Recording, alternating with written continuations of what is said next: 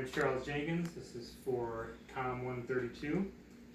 I'm here to let you know that 6 million people are dying every year unnecessarily. And to stop that, I propose a ban on the sale of all tobacco products. Snuff, chewing tobacco, cigars, cigarettes. Tobacco is related to multiple cancers of the mouth, tongue, gum, esophagus, pancreatic, etc. Smoking is still the leading preventable cause and risk factor for heart attack.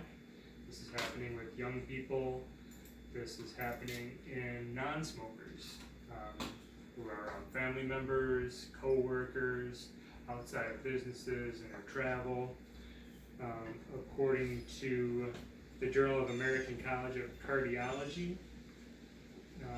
heart attacks are on the rise in non-smoking and younger individuals.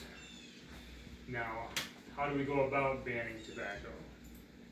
We need to do is encourage clinicians in their communities to reach out to their state and federal government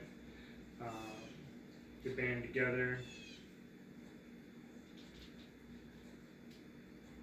with educational campaigns, telephone quit lines, and as we go through and we work on banning the tobacco, we can start to encourage or allow a doctor to prescribe tobacco as a cessation for those going through withdrawals.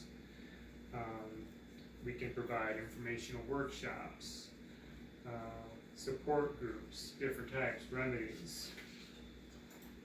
Now, there are some negatives to banning tobacco. They would say this takes away from people's personal freedoms. But we already do that. We have restrictions on speed limits, we enforce seatbelt laws, we ban other harmful substances for people's personal use. There were days when we used cocaine and heroin to treat pain, the low level as tooth pain. We don't do that anymore. We're wiser. We know more.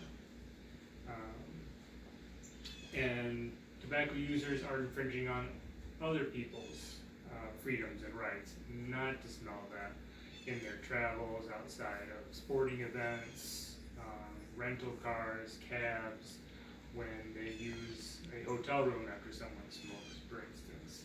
It reaches out into the public and affects them physically, mentally. And then we ban tobacco is also will result in lesser tax revenues for the government. Now, I believe this can be offset by the reduced costs in healthcare for those on Medicare, Medicaid, people without insurance whatsoever. We could also supplement these taxes towards the new legalization of marijuana. That's both medical and recreational. There are other ways to offset these, not to burden the public and the community and the government as much. Now, there are benefits, vast benefits for the banning of tobacco products. As I mentioned, the reducing healthcare costs. In an article written by Primaries, the study showed that health costs in cities were reduced by simply limiting where people could smoke in public areas at work. The banning of tobacco, I believe, would also improve productivity in the workplace. You have people who are not getting sick, not getting their coworkers sick. They're staying at their job, they're not taking long breaks. They don't have to travel out to find a place to smoke.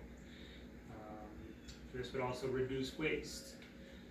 Cigarette butts are non-biodegradable. They clog up water systems. They're a public eyesore.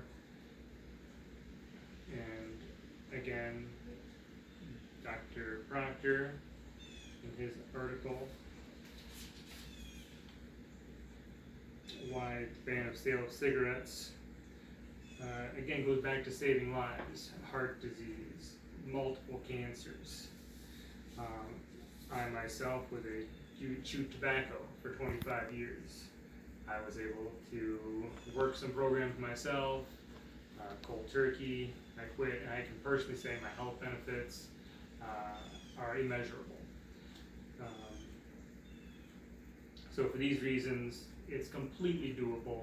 We can do this, we should do this, and it's something that we all need to band together to help make sure it happens for our friends, our coworkers, our families, and for our future.